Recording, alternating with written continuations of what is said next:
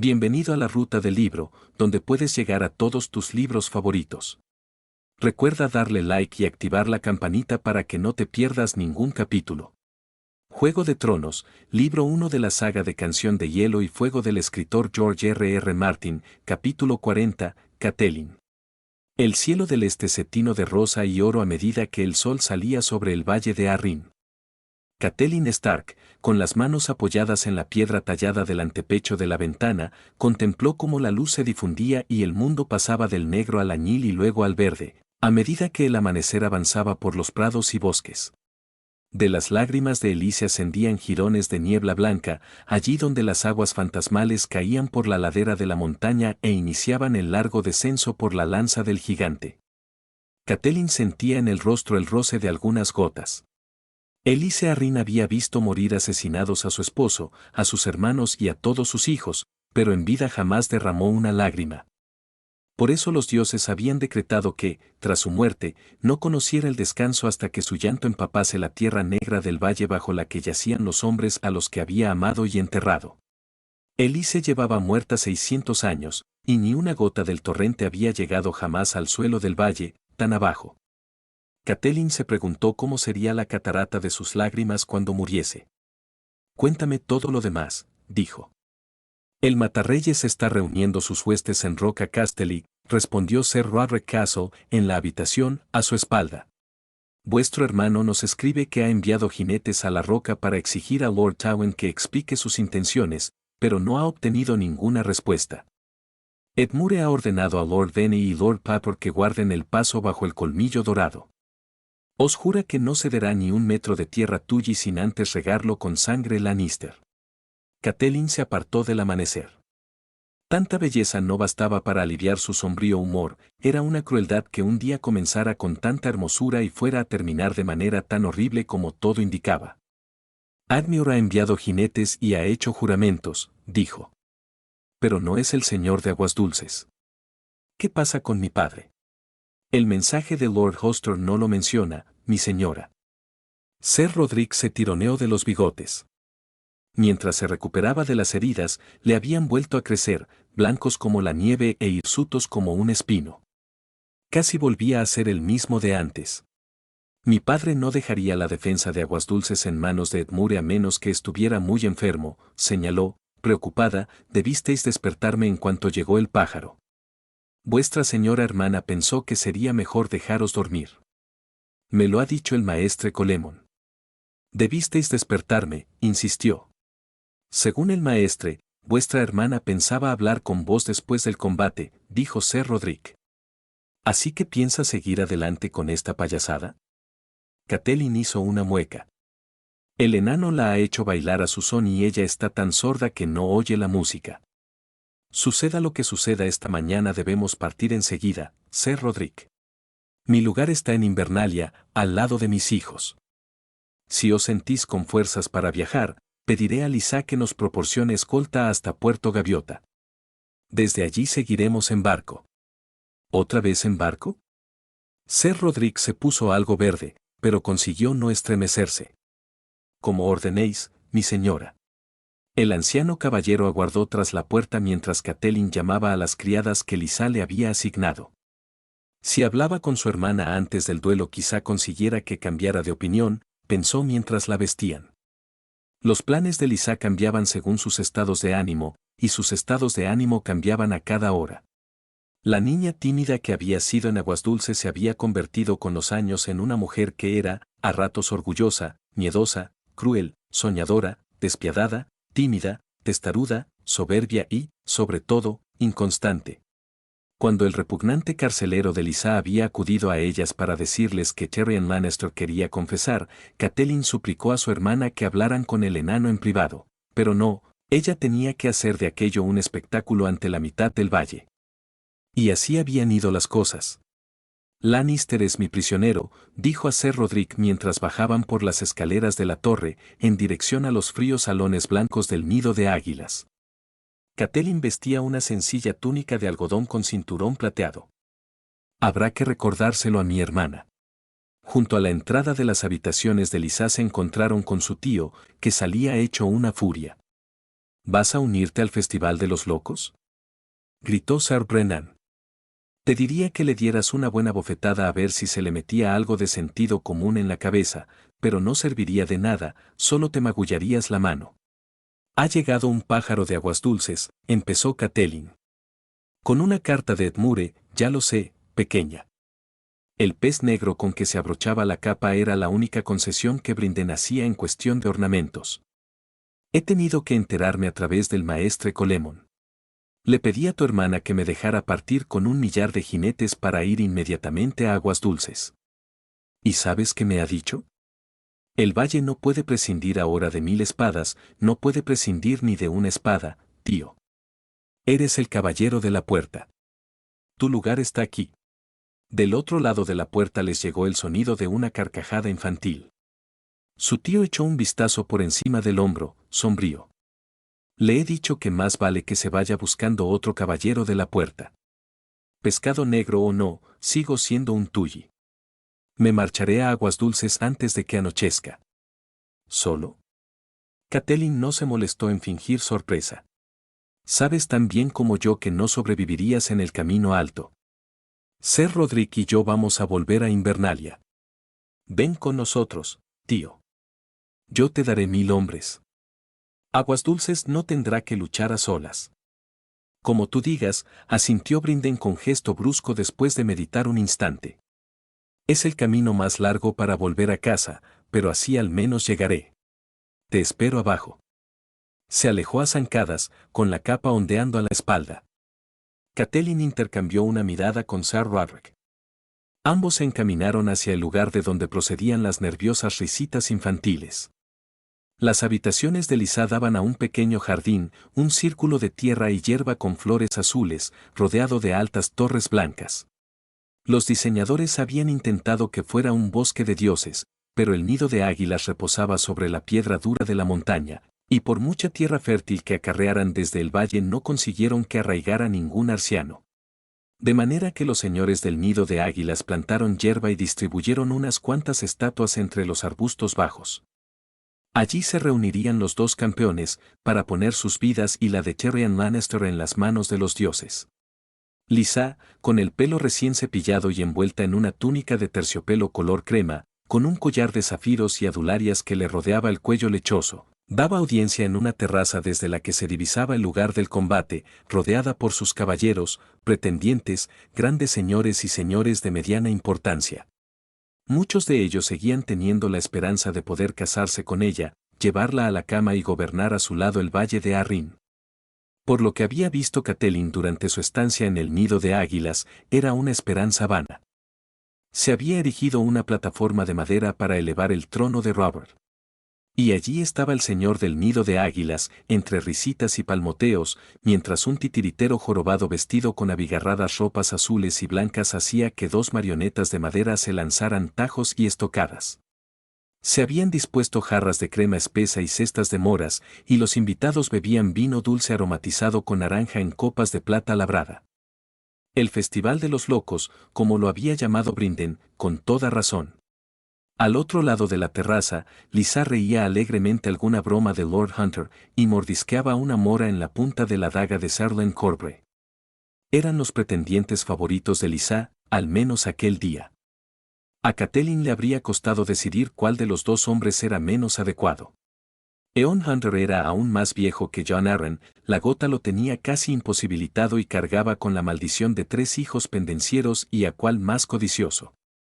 Ser Lyn era un loco de otro tipo, delgado, atractivo, heredero de una casa antigua pero venida a menos, engreído, temerario, de genio vivo. Y, según se decía, su desinterés por los encantos íntimos de las mujeres era notorio. Lysa vio a Catelyn y la recibió con un abrazo fraternal y un beso húmedo en cada mejilla. ¡Qué mañana tan bonita, verdad! Los dioses no sonríen. Toma una copa de vino, mi querida hermana. Lord Hunter ha tenido la amabilidad de hacer que lo subieran de sus bodegas. No, gracias. Tenemos que hablar, Lysa. Luego, le prometió su hermana, al tiempo que empezaba a darse la vuelta. Ahora. Catelyn habló más alto de lo que pretendía. Los hombres se volvieron para mirarla. No puedes seguir adelante con esta locura, Lisa. El gnomo solo tiene valor vivo. Muerto no vale ni como carroña para los cuervos. Y si venciera su campeón, es poco probable, mi señora, la tranquilizó Lord Hunter, palmeándole la espalda con una mano llena de manchas hepáticas. Ser Bardis es un guerrero valeroso. Dará buena cuenta del mercenario. ¿Estáis seguro, mi señor? Replicó Catelyn con frialdad. Yo no tanto. Ella había visto pelear a Bronn en el Camino Alto, no era ninguna casualidad que hubiera sobrevivido a un viaje que se había cobrado las vidas de tantos otros. Se movía como una pantera, y su espada oxidada parecía formar parte de su brazo. Los pretendientes de Lisa se estaban arremolinando en torno a ellos como abejas junto a una flor. Las mujeres no entienden de estas cosas, dijo Sir Morton Wenwood. Mi querida señora, Ser Bardis es un caballero. El otro en cambio es, bueno, los hombres como él son cobardes, en el fondo. Resultan muy útiles en una batalla, cuando están rodeados de miles de tipos como ellos, pero en cuanto se quedan solos pierden toda la hombría. Supongamos que tenéis razón, dijo Catelyn con una cortesía que le dolía en la boca. ¿Qué ganaremos con la muerte del enano? ¿Creéis que a Jaime le importará un bledo que juzgáramos a su hermano antes de despeñarlo? Pues lo decapitaremos, sugirió Sir Len Corbre. Cuando el matarreyes reciba la cabeza del gnomo lo tomará como una advertencia. Lord Robert quiere ver cómo vuela, dijo Lisa, impaciente, sacudiendo la melena suelta que le llegaba a la cintura como si con eso zanjara el asunto. Y nadie tiene la culpa más que el gnomo. Él fue quien exigió un juicio por combate. Lady Lisa no podía negarse de manera honorable, ni aunque lo hubiera deseado, entonó Lord Hunter, parsimonioso. Catelyn hizo caso omiso de los aduladores y concentró todas las energías en su hermana. Te recuerdo que Tyrion Lannister es mi prisionero. Y yo te recuerdo que el enano asesinó a mi señor esposo. Chilló ella. Envenenó a la mano del rey, dejó huérfano a mi pequeñín, y quiero que lo pague muy caro. Lisa se dio la vuelta bruscamente y se dirigió hacia el otro extremo de la terraza.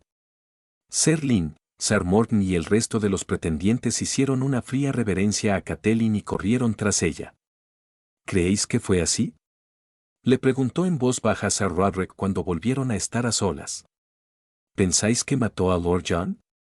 El gnomo lo niega, y parece sincero, creo que los Lannister asesinaron a Lord Arryn, respondió Catelyn. Pero no sé si fue Tyrion, o Ser Jaime, o la reina, o todos a la vez. Lisa había nombrado a Cersei en la carta que enviara a Invernalia, pero en aquellos momentos parecía convencida de que el asesino había sido Tyrion. Quizá porque el enano estaba allí, a su alcance, mientras que la reina se encontraba a salvo tras los muros de la Fortaleza Roja, a cientos de leguas hacia el sur. Catelyn casi deseaba haber quemado la carta de su hermana antes de leerla. Veneno, Ser Roderick se tironeó de los bigotes. Sí, claro, podría ser cosa del enano. O de Cersei. Se dice que el veneno es arma de mujer, y perdonad que lo diga, mi señora. En cambio, el matarreyes, no me gusta ese hombre, pero no es el tipo de persona que haría algo así. Le gusta demasiado ver su espada dorada manchada de sangre. ¿Fue veneno, mi señora?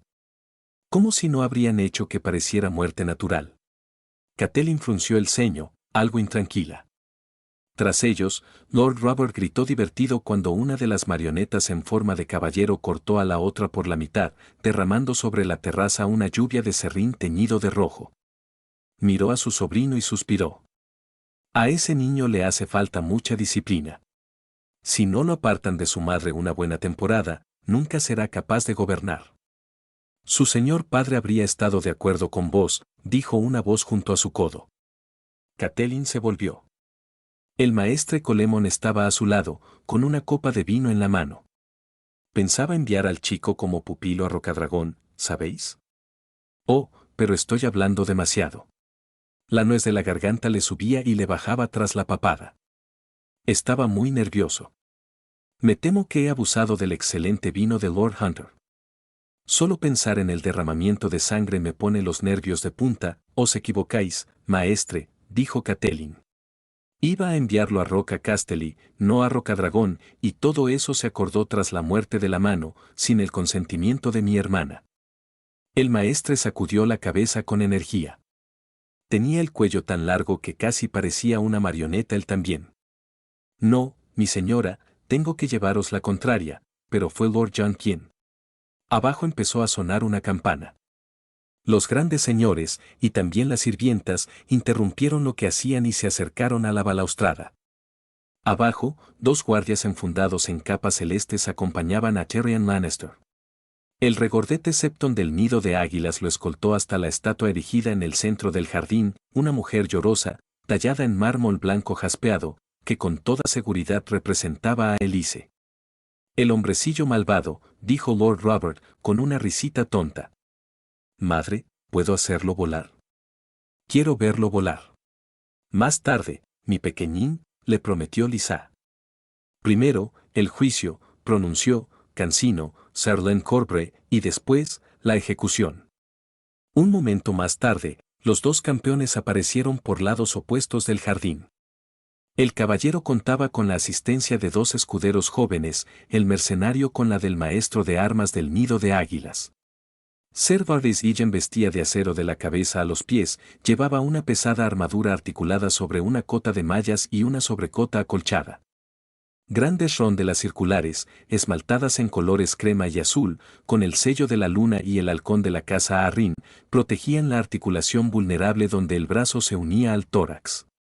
Una faldilla de metal articulado lo cubría desde la cintura hasta medio muslo, y tenía la garganta protegida por un gorjal macizo. De las sienes del yelmo brotaban las alas del halcón, y el visor era un afilado pico de metal con una estrecha ranura para los ojos. Bronn llevaba una armadura tan ligera que, al lado del caballero, parecía casi desnudo. Vestía solamente una camisa de anillas de hierro sobre cuero tratado, un medio yelmo redondo, de acero, con un protector para la nariz, y un casco de malla. Botas altas de cuero con espinilleras de acero le protegían las piernas hasta cierto punto, y en los dedos de los guantes llevaba cosidos discos de hierro negro.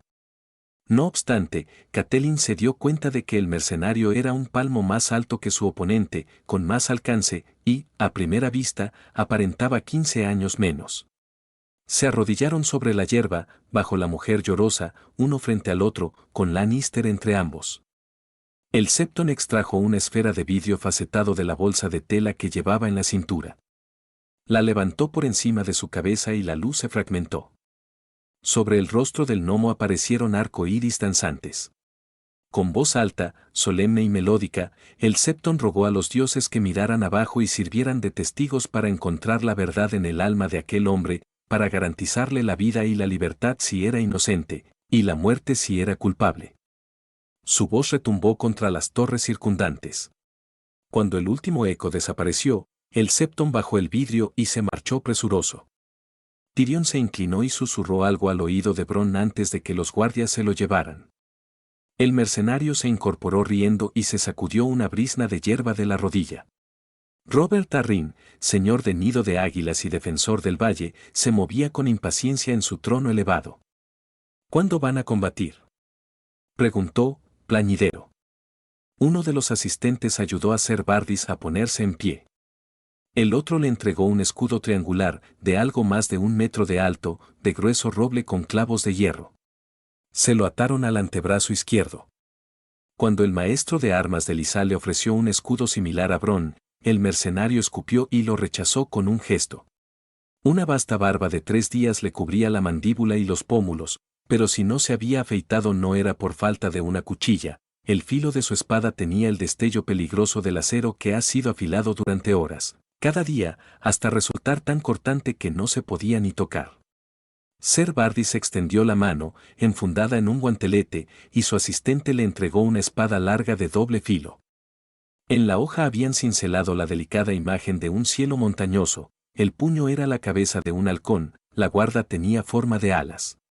Hice que forjaran esa espada para Jon en desembarco del rey, dijo Lisa con orgullo a sus huéspedes, que observaban cómo Ser Vardis lanzaba un tajo de práctica.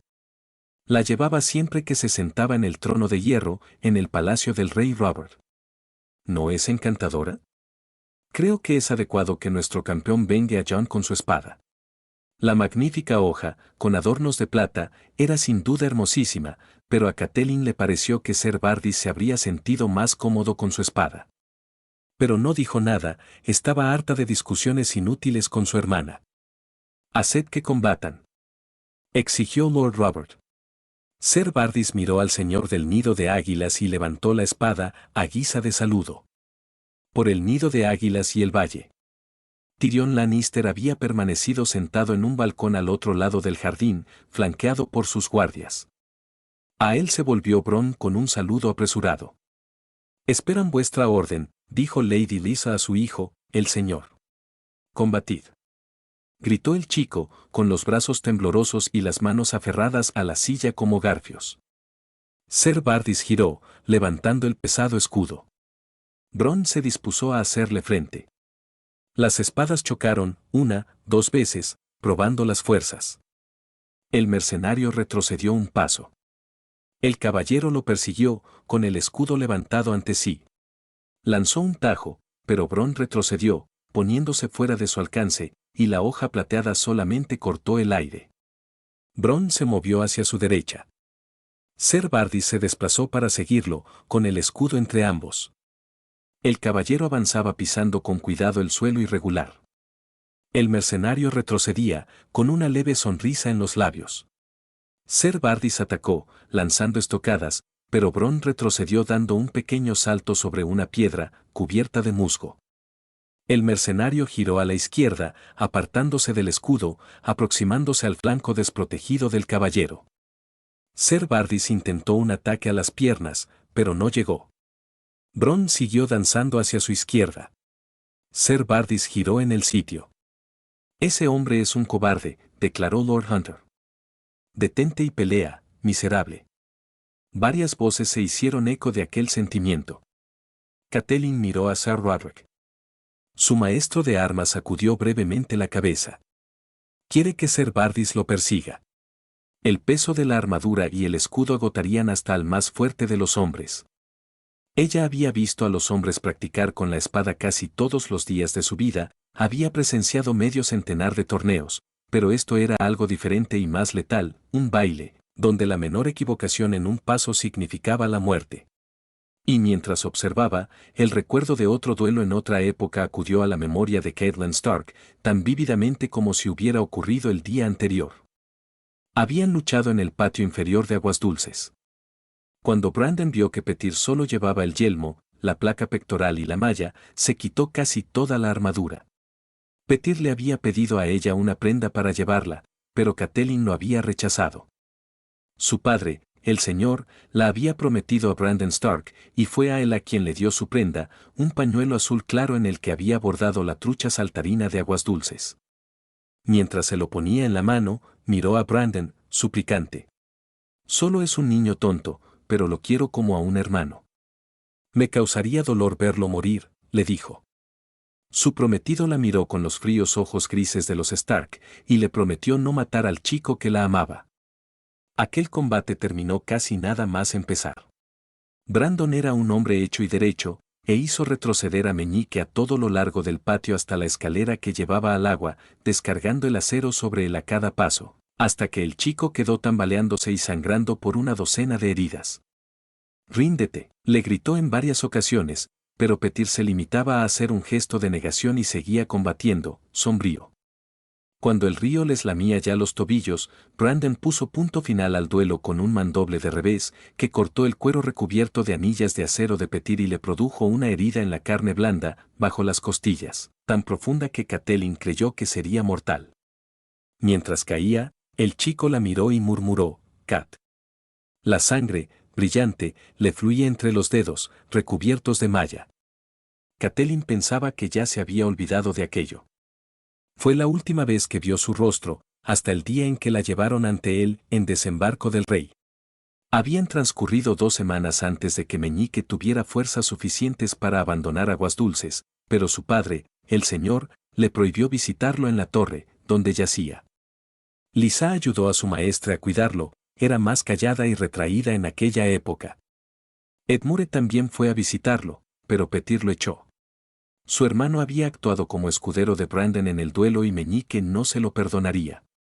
Tan pronto como tuvo fuerzas suficientes para ser transportado, Lord Hoster Tully envió fuera a Peter Baelish en una litera cerrada, para que concluyera su restablecimiento en los dedos, en la roca batida por el viento que lo había visto nacer. El sonido de acero contra acero llevó a Catelyn de regreso al presente. Ser Bardis atacaba con fiereza a Bronn, lanzándose sobre él con el escudo y la espada. El mercenario retrocedía, vigilando cada estocada, pisando con agilidad las rocas y las raíces, con los ojos siempre clavados en su adversario. Catelyn vio que era más rápido, la espada plateada del caballero nunca estuvo próxima a tocarlo, pero su hoja, de un gris desagradable, había dibujado una muesca en la placa de hombro de Ser Bardis. Aquel choque momentáneo terminó tan rápido como había empezado cuando Bronn dio un paso lateral y se deslizó tras la estatua de la mujer llorosa. Ser Bardis lanzó una estocada al lugar donde había estado el mercenario, sacando una esquirla del muslo de mármol blanco de Elise.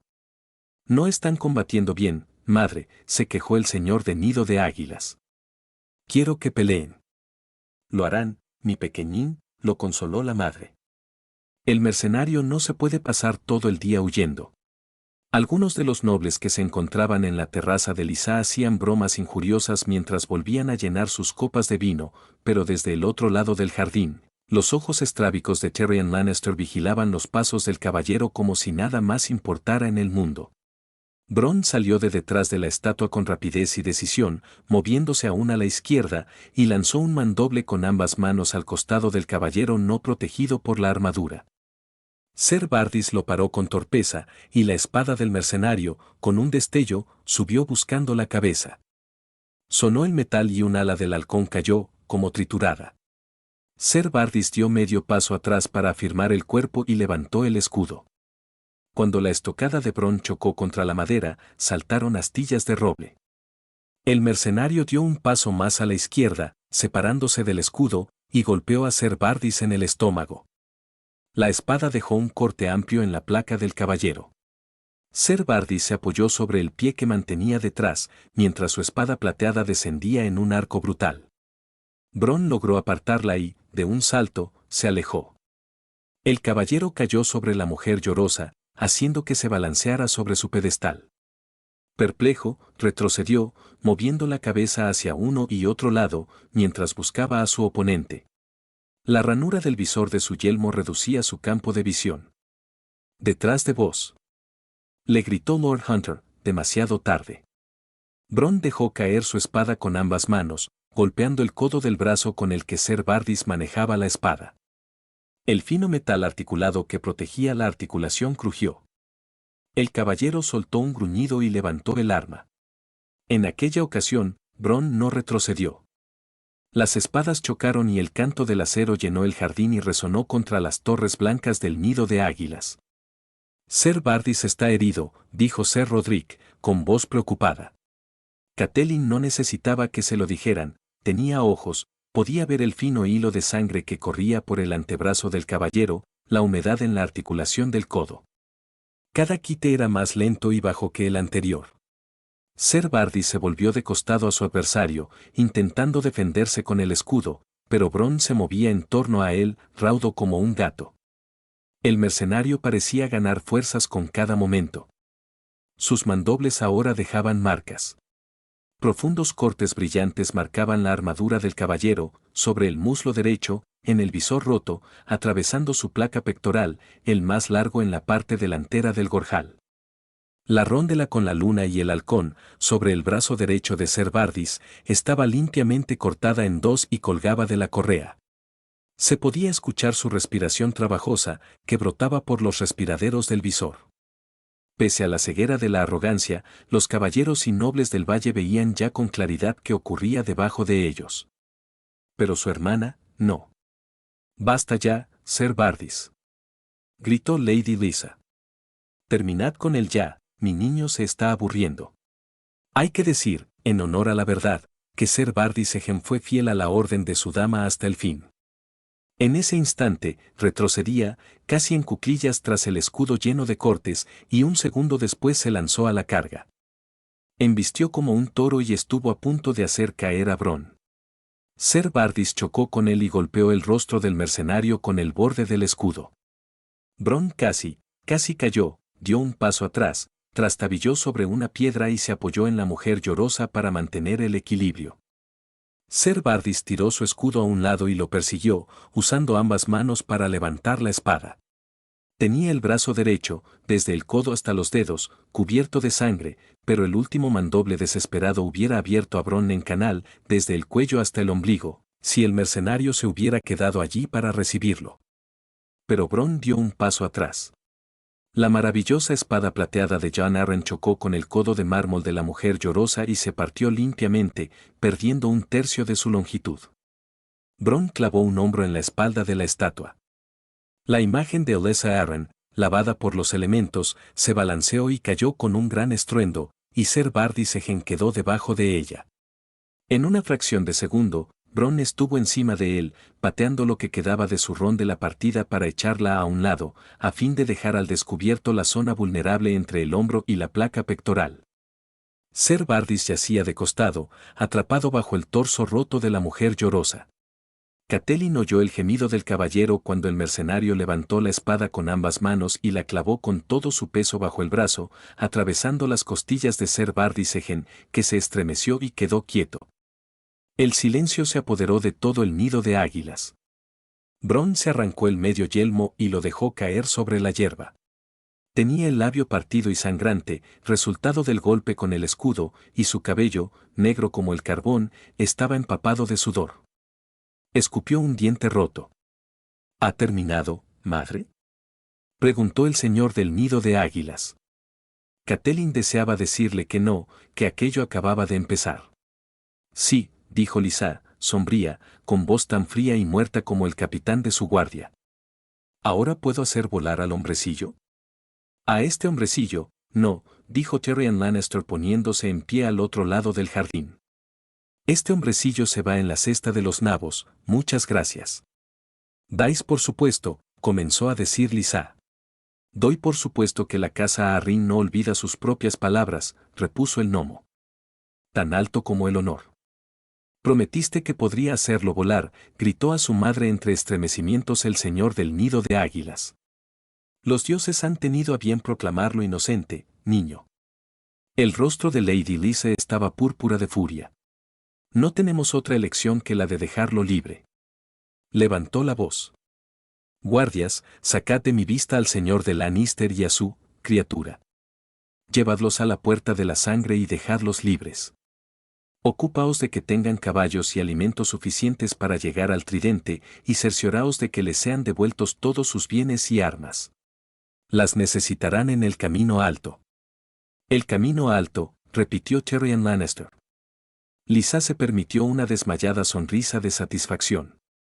Catelyn se dio cuenta de que se trataba de otro tipo de sentencia de muerte. Tyrion Lannister debía saberlo también. De todos modos, el enano le dedicó a Lady Arryn una reverencia burlona. Como ordene, mi señora. Creo que conocemos el camino.